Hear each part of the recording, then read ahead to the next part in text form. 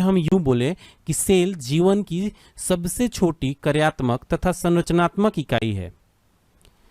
Cell के study को cytology कहते हैं, जबकि जो टिश्यू का जब हम अध्ययन करते हैं तो उसको हम बोलते हैं हिस्टोलॉजी। तो इसमें जरा कंफ्यूजन होता है, आप एक बार समझ लीजिएगा कि जो सेल का स्टडी होता है उसको साइटोलॉजी बोलते हैं और जो टिश्यू का स्टडी होता है उसको हम हिस्टोलॉजी बोलते हैं।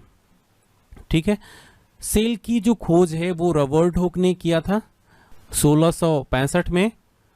1665 में रॉबर्ट हुक ने एक बुक लिखा था जिसका नाम था माइक्रोग्राफिया। माइक्रोग्राफिया में ही उन्होंने सेल के बारे में जिक्र किया था। ठीक है ना। देखिए 1839 ईस्वी में स्लाइडेन व स्वॉन ने कोशिका सिद्धांत मतलब सेल थ्योरी को रिप्रेजेंट किया था। उनके अनुसार मतलब स्लाइडेन एंड स्वॉन के अनुसार जितने भी सारे जीव होते हैं, मतलब स्लाइडेन एंड स्वॉन के अनुसार जितने भी सारे जीव होते हैं उनका शरीर एक या उससे अधिक सेल से मिलकर बना होता है। सभी सेल की जो उत्पत्ति होती है पहले से प्रेजेंट, क्या मतलब पहले से प्रेजेंट किसी सेल से ही होती है। मतलब जो भी अगर सेल होता है तो उसका जो उत्पत्ति होता है वो पहले से प्रेजेंट सेल ही उसको क्या करता है, प्रोड्यूस करता है।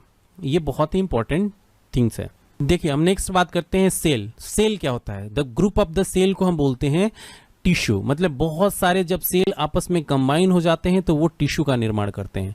उसी तरीके से बहुत सारे जब टिश्यू कंबाइन होते हैं तो एक ऑर्गन का निर्माण करते हैं, जैसे कि पिनक्रियाज हो गया, लीवर हो गया, इंस्टेंटाइन हो गया, इसी तरीके से हमारे स्टमक हो गए। ये सारे के सारे क्या हैं, हमारे एक ऑर्गन्स हैं। ठीक है ना।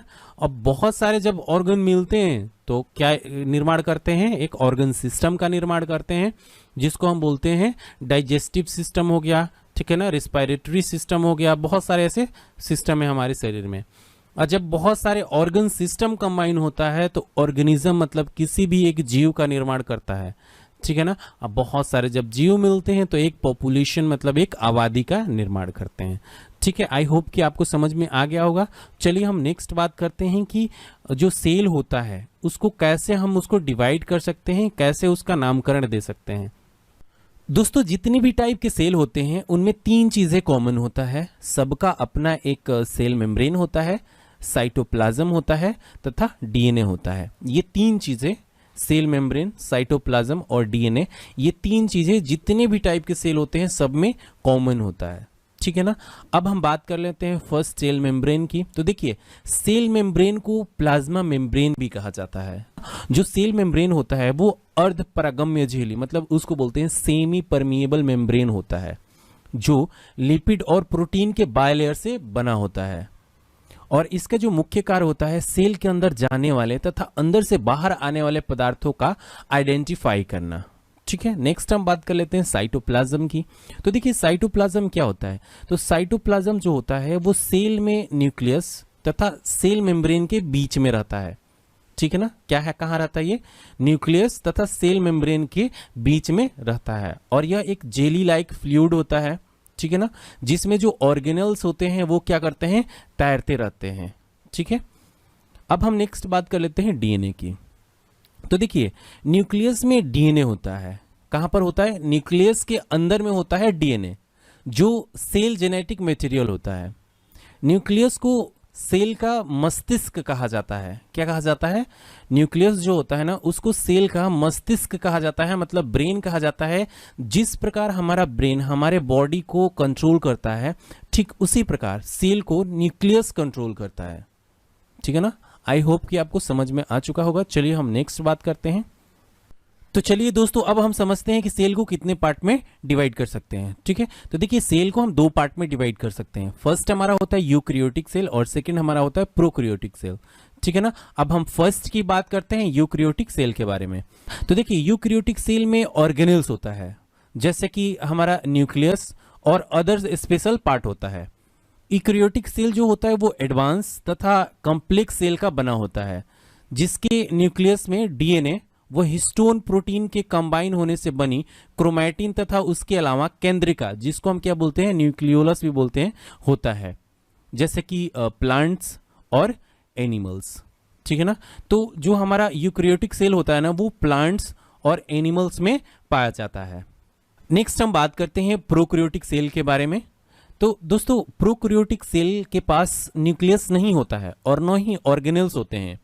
प्रोकैरियोटिक सेल में हिस्टोन प्रोटीन भी नहीं होता है, जिसके कारण क्रोमैटिन नहीं बन पाता। केवल जेनेटिक मटेरियल होता है, मतलब डीएनए होता है, जो यूनिसेलुलर ऑर्गेनिज्म होता है, जैसे कि बैक्टीरिया हो गया, जीवाणु हो गया, नीले हरे शैवाल हो गए। ये सारे के सारे क्या है, प्रोकैरियोटिक सेल के एग्जाम्पल्स हैं। अब यहां पर फर्स्ट क्वेश्चन अराइज होता है कि ऑर्गेनेल्स क्या है, ठीक है ना। तो देखिए ऑर्गेनेल्स का मतलब होता है सेल का लिटिल ऑर्गन, मतलब छोटा सा ऑर्गन। तो इनका अब काम क्या होता है, तो लिटिल ऑर्गन का काम होता है जो भी सेल हैं उनको प्रोटेक्शन तथा एनर्जी प्रोवाइड कराना, ठीक है ना। तो दोस्तों अब हम समझ लेते हैं कि कौन कौन से ऑर्गेनेल्स हैं। फर्स्ट हम बात करते हैं मिटोकॉन्ड्रिया की। तो मिटोकॉन्ड्रिया को और भी नाम से जानते हैं, जिसको हम बोलते हैं power house of the cell. Next हम बात करते हैं लाइसोसोम्स। लाइसोसोम्स को बोलते हैं suicide bag of the cell. Third हम बात करते हैं गोल्गी बॉडी की। Golgi body traffic police of the cell के नाम से भी जाना जाता है, ठीक है ना। देखिए नेक्स्ट हम बात करते हैं एंडोप्लाज्मिक रेक्टिकुलम। हम इसके बारे में जितने भी मैंने आपको ऑर्गेनेल्स बताया सबके बारे में एक विस्तार से इसको बहुत अच्छे तरीके से हम इसको समझेंगे। देखिए सेल में जो न्यूक्लियस होता है तथा सेल मेम्ब्रेन होता है, उनके बीच में जो ऑर्गेनेल्स होते हैं क्या करते हैं, फ्लोट करते हैं, मतलब तैरते रहते हैं। तो चलिए दोस्तों सबसे पहले हम न्यूक्लियस से स्टार्ट करते हैं और उसके जो भी इंटरनल पार्ट्स हैं उनको अच्छे तरीके से समझने और विजुलाइज करने की कोशिश करते हैं। न्यूक्लियस को सबसे पहले रॉबर्ट ब्राउन ने 1831 में खोजा। न्यूक्लियस एक तरह से सेल का ब्रेन होता है।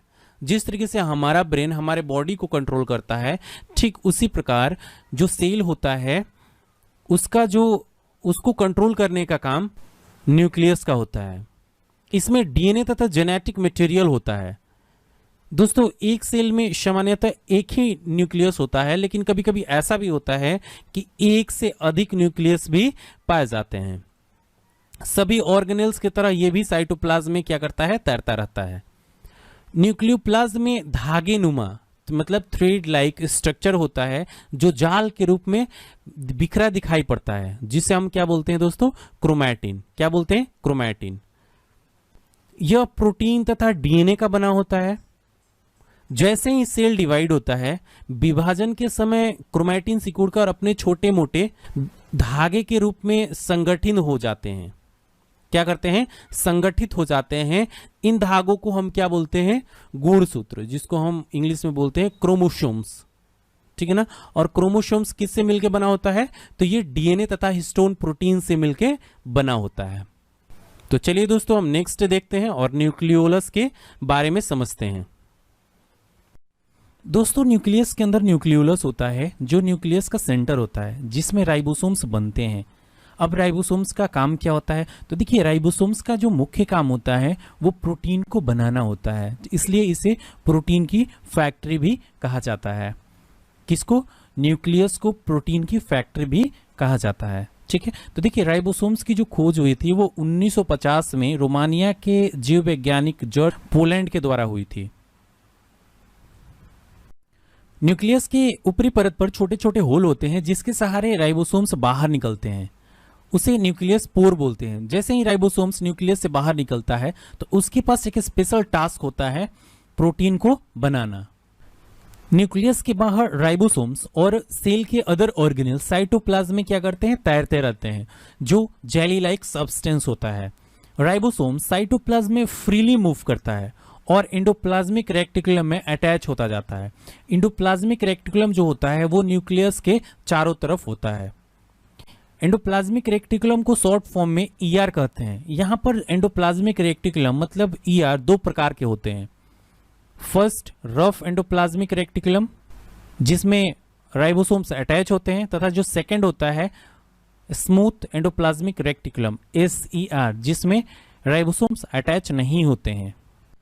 एंडोप्लाज्मिक रेक्टिकुलम का जो मेम्ब्रेन होता है वो राइबोसोम्स द्वारा जो भी प्रोटीन बनता है उसको एक जगह से दूसरी जगह ट्रांसपोर्ट करने का काम करता है, जिसमें प्रोटीन तथा दूसरे मटेरियल एंडोप्लाज्मिक रेक्टिकुलम से छोटे छोटे वेसिकल्स के रूप में इमर्ज होते हैं, मतलब क्या करते हैं, बाहर निकलते हैं। यहां पर एंडोप्लाज्मिक रेक्टिकुलम से निकले छोटे छोटे वेसिकल्स को गोल्गी अपैरेटस, जिसको गोल्गी बॉडी भी कहते हैं, प्रोटीन के साथ रिसीव करता है। जैसे ही गोल्गी बॉडी प्रोटीन को रिसीव करता है, ये कस्टमाइज फॉर्म में हो जाता है, जिसे सेल क्या करते हैं, यूज करते हैं। गोल्गी बॉडी ऐसा इसलिए कर पाता है क्योंकि प्रोटीन यूज करने लायक शेप में कन्वर्ट हो जाता है, तथा साथ ही साथ दूसरे मटेरियल जैसे कि लिपिड और कार्बोहाइड्रेट को प्रोटीन में ऐड करता है। गोल्गी बॉडी का नाम इसके खोज करता है कैमिलो गोल्गी के नाम पे पड़ा है। दोस्तों आज की वीडियो में बस इतना ही। आज की इस